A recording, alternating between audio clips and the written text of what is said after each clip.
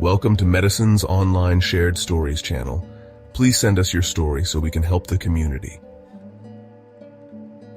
In this modern, fast-paced world, we have found that many women often seek comfort and direction online.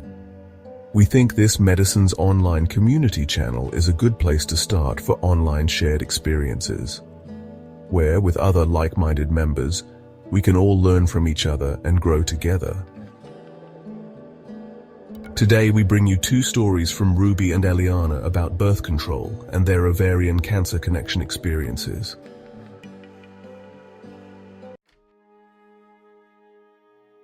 Hi, my name is Ruby. Did any of you take birth control while you likely had ovarian and HPV cancer exams? If yes, did you experience any side effects from the birth control? So I have taken birth control for most of my adult life to control my endo symptoms. I never had any side effects on birth control other than weight gain. This was over 20 years ago with no side effects in tests. I had my son 4 years ago. After that I went back on birth control, no side effects except for weight gain. I stopped taking birth control for a while to have a break.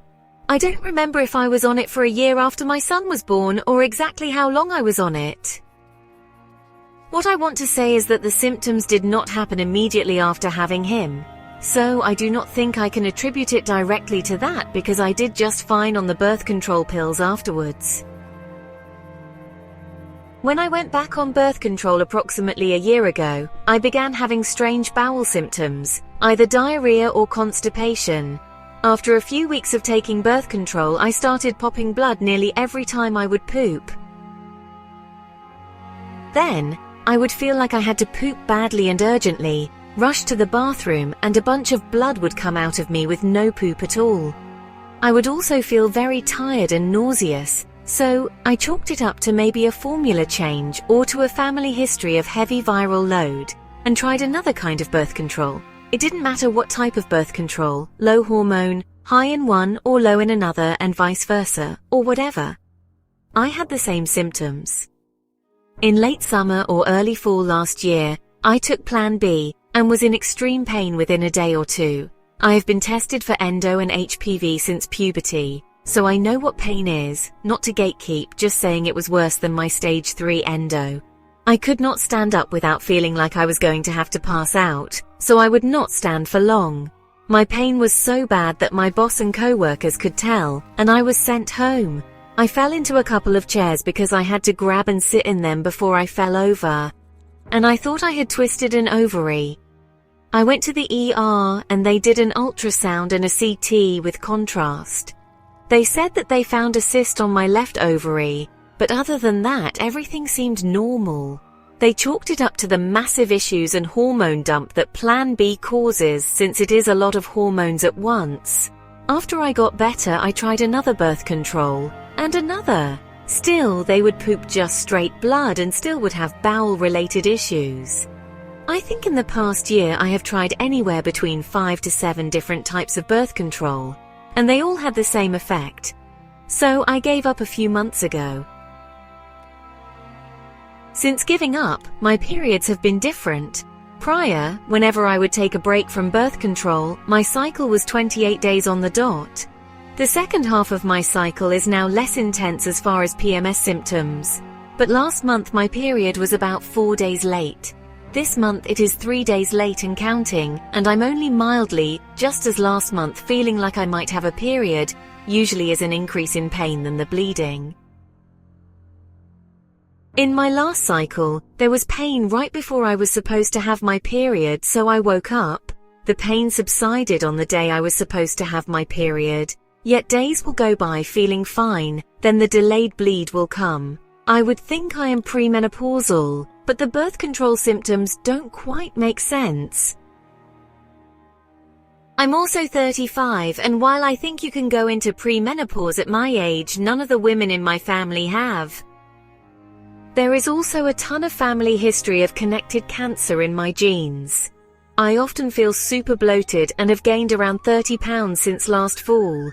Did any of you go on birth control before or after your infection diagnosis and get weird symptoms?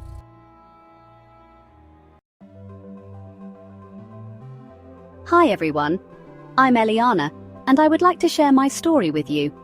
It's been quite a journey dealing with ovarian cysts and cancer. And I hope my experience can help others who might be going through something similar.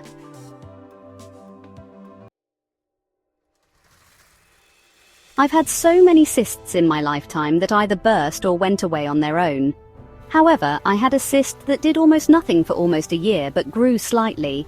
I call it a cyst because they couldn't differentiate it on my internal ultrasounds.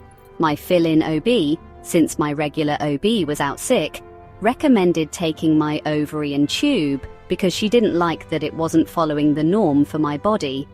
She was concerned that my regular OB hadn't addressed it with me in any test. She assured me that she was 99% sure it was not cancer, but unfortunately, it was that 1%. I had been going through a second round of exposed infertility treatments after a checkup result, hoping for baby number 2.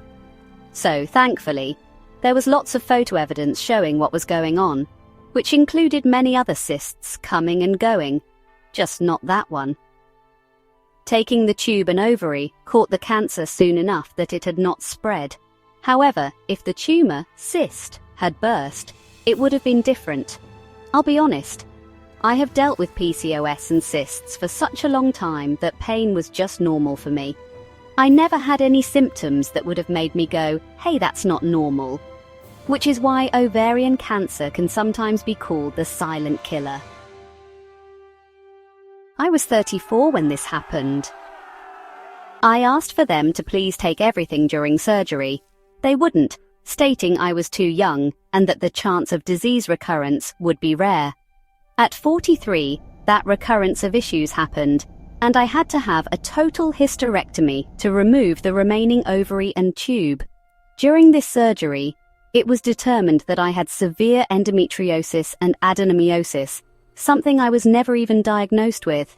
And the truth is that I wouldn't be here today if my regular OB hadn't been out sick. I would be dead. And I'm thankful every day to God for that.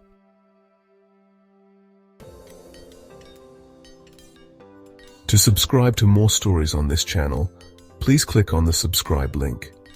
It is free. We love to share them as we can see that we often have the same health concerns around the world.